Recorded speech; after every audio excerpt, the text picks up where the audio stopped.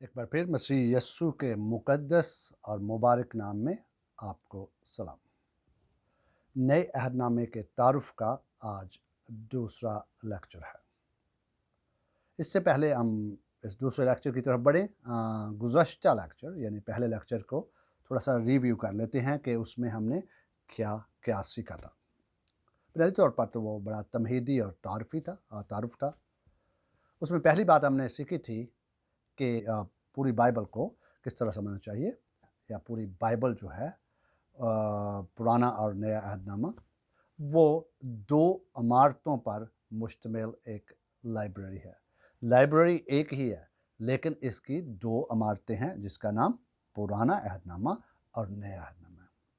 دوسری بات ہم نے سیکھی تھی کہ نیا عہد نامہ خدا کی مخلصی کی وہ جو سٹوری، خدا کی مخلص کی سٹوری کا آغاز پرانے عہد نامے میں پیدائش کی کتاب میں، بالخصوص پیدائش 3 باب اس کی 15 آیت میں ہوا۔ نیا عہد نامہ اسی خدا کی مخلصی کی سٹوری کا تسلسل ہے۔ تیسری بات ہم نے سیکھی تھی گزشتہ لیکچر کے اندر کہ نیا عہد نامہ جو ہے وہ خدا کے نئے عہد، نیو کاوننٹ کو بھی ظاہر کرتا ہے۔ اور چوتھی بات جو تھی وہ ملاکی سے متی۔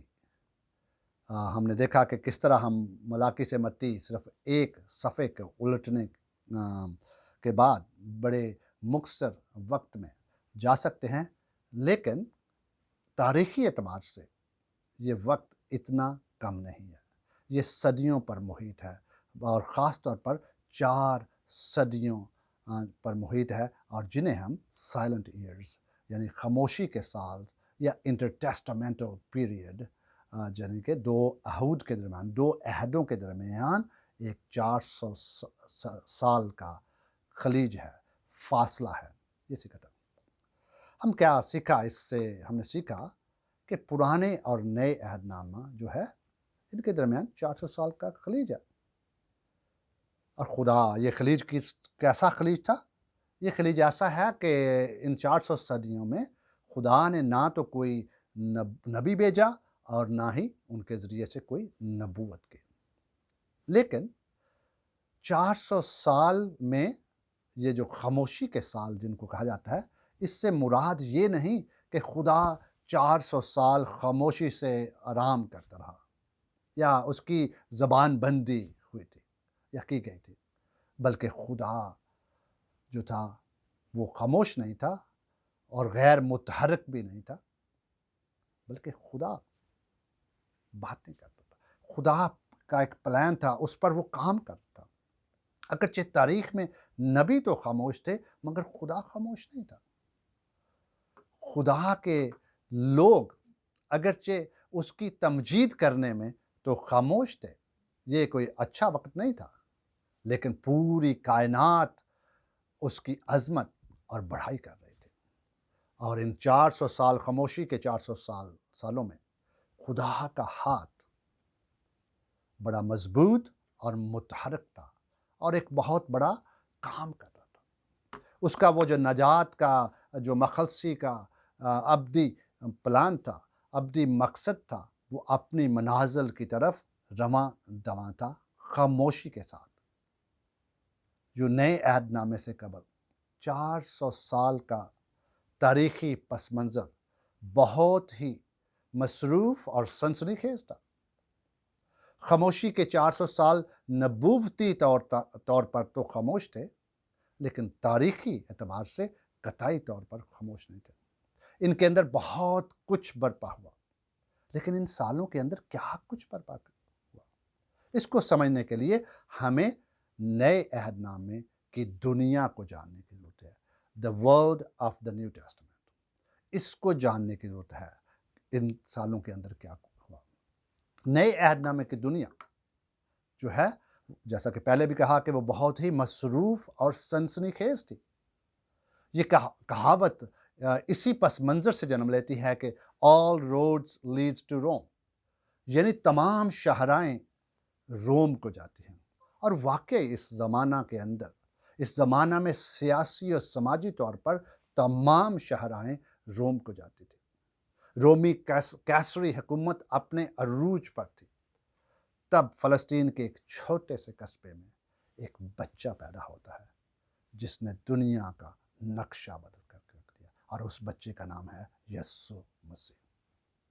نہ صرف یہ بلکہ تقسیم تاریخ کی بنیاد رکھی اس نے، قبل از مسیح اور بعد از مسیح صدی عیسوی۔ اور اسی بچے کی وجہ سے، اسی بچے کے لیے، مسیح یسوع کے لیے، خدا پورے پرانے عہد نامے کی تاریخ اور 400 سال کے زمانہ خاموشی میں اپنے بیٹے کو بھیجنے کے لیے ایک سٹیج تیار کر رہا تھا۔ اور یہ بہت بڑا منصوبہ تھا، بڑا ایک عظیم منصوبہ تھا۔ اور اسی لیے پالوس رسول کہتا ہے، اسی لیے ہم سیکھتے ہیں گلتیوں کے اندر، پالوس رسول کہتا ہے جب وقت پورا ہو گیا، گلتیوں 4 باب اس کی 4 آیت، جب وقت پورا ہو گیا تو خدا نے اپنے بیٹے کو بھیجا۔ اس سے ہم کیا سیکھتے ہیں؟ اس سے ہم سیکھتے ہیں خدا نے مسیح کی پہلی آمد کے لیے، خدا کس طرح ان 400 سالوں میں، نہ صرف 400 سالوں میں بلکہ پوری مخلصی کی تاریخ، پورے پرانے عہد نامے کی تاریخ، پورے تاریخ کے اندر کس طرح اپنے بیٹے کی آمد کے لیے تاریخ کا ڈھانچہ مرتب کر رہا تھا۔ اگرچہ تاریخ میں جس طرح پہلے بھی کہا کہ نبی خاموش تھے، نبوت نہیں ہوئی تھی، لیکن خدا خاموش نہیں تھا۔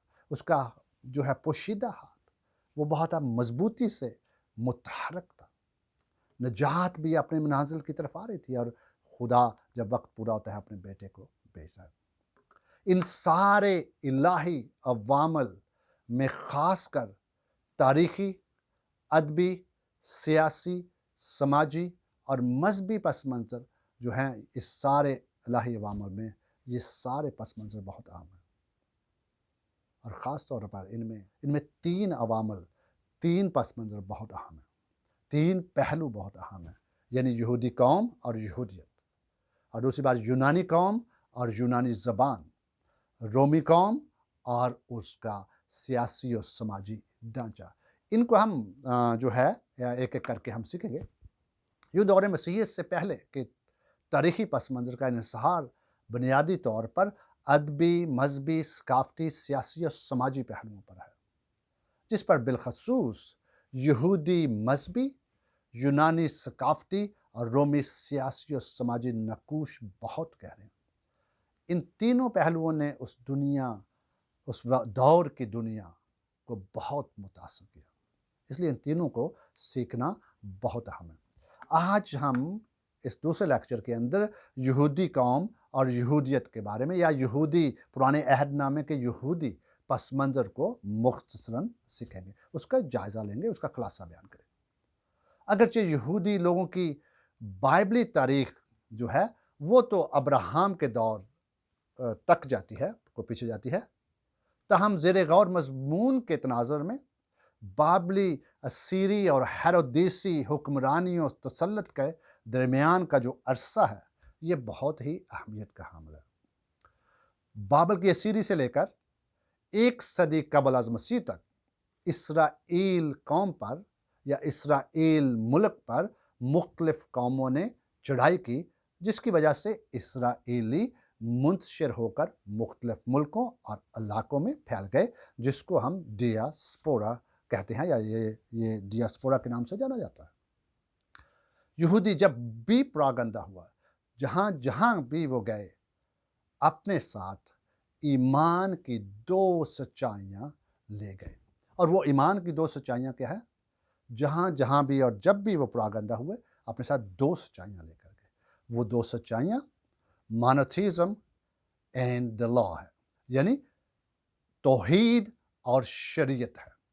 وہ جہاں بھی گئے خدا کے بارے میں توحید کا نظریہ اور اپنی زندگی کے لیے شریعت کا معیار، وہ جن جن قوموں کے اندر گئے وہ یہ 2 سچائیاں اپنے ساتھ لے کر گئے۔ بے شک وہ کئی دفعہ جو ہے ان پر پورے طور پر عمل نہیں کرے جس گناہ کی وجہ سے، جس طرح ہم بھی کرتے ہیں، لیکن یہ سچائیاں ان کے ساتھ تھیں۔ اس کے ساتھ ساتھ یہودی جس ملک میں جا بسے، نہ صرف انہوں نے توحید کا نظریہ اور شریعت ساتھ لے گئے، بلکہ انہوں نے وہاں جہاں بھی گئے ڈیاسپورا کی وجہ سے، وہ منتشر ہونے کی وجہ سے، انہوں نے وہاں جا کر کیا کیا؟ عبادت خانے بھی بنائے، عبادت خانے تعمیر کیے۔ غیر اقوام میں، دوسرے ممالک میں، دوسری جگہوں پر یہودی عبادت خانوں کے وجود کی تاریخ قبل از مسیح 5ویں تا 6 صدی تک پھیلی ہوئی ہے۔ اگر آپ تاریخ کا جائزہ لیں تو بڑے شہروں کے علاوہ دیہی علاقوں میں بھی یہودی عبادت خانے موجود تھے۔ یروشلم میں ہیکل سے دور یہ عبادت خانے جو تھے، اس کے اندر ان عبادت خانوں میں یہودی پاک نوشتوں کی تلاوت کرتے، منادی، دعا اور عبادت کیا کرتے تھے۔ لیکن یاد رکھنے والی بات یہ ہے، چونکہ یہ عبادت خانے یا اب جو یہودی لوگ تھے وہ یروشلم میں جو ہیکل تھی اس سے دور تھے، اس لیے ان عبادت خانوں میں قربانی نہیں گزرانی جاتی تھی۔ ان میں وہ اپنے پاک نوشتوں کی تلاوت تو کرتے، منادی تو کرتے، دعا اور عبادت تو کرتے، لیکن ان کے اندر جو تھی وہ قربانی نہیں ہوتی تھی۔ اسی طرح غیر اقوام کے اندر جب یہودی وہ 2 سچائیاں اپنے ساتھ لے کر گئے، توحید کا نظریہ اور شریعت اپنے ساتھ لے گئے، اور انہوں نے عبادت خانے بھی قائم کیے، اس طرح وہ غیر اقوام کے اندر خدا کے لوگ اپنی زندگی سے یہوہ خدا کی گواہی دیتے تھے، اور یہ خدا تیار کر رہا تھا اپنے بیٹے کی آمد کے لیے۔ پہلے سے وہاں پر یہودی مذہب متعارف ہو چکا تھا، یہاں پر خدا کی پرانا عہد نامے کی شریعت جو تھی وہ وہاں پر موجود تھی، اور عبادت کا طریقہ، دعا اور سب کچھ موجود تھا کہ آنے والے وقت میں جب مسیح کے لوگ آئیں، جب مسیح منادی کرے یا رسول منادی کریں، ان کے لیے یہ سٹیج تیار کر رہا تھا۔ مسیح کی پیدائش سے 2 صدیاں قبل یہودیت کے 2 بڑے فرقے یعنی صدوقی اور فریسی موجود تھے۔ نہ صرف وہ پہلو کہ وہ منتشر ہو گئے اور وہاں گئے، لیکن مسیح کی پیدائش سے 2 صدیاں قبل یہودیت کے 2 بڑے فرقے یعنی صدوقی اور فریسی موجود تھے۔ صدوقیوں کو عمومی طور پر صدوق کی اولاد تصور کیا جاتا ہے، اور یہ جماعت جو تھی یہ کہانت سے منسوب تھی۔ اگرچہ تعداد میں فریسیوں سے صدوقی جو ہے وہ کم تھے، لیکن ان کے اثر و رسوخ ان کا بڑا اثر و رسوخ تھا۔ اگرچہ یہ کم تھے لیکن ان کا بڑا اثر و رسوخ تھا۔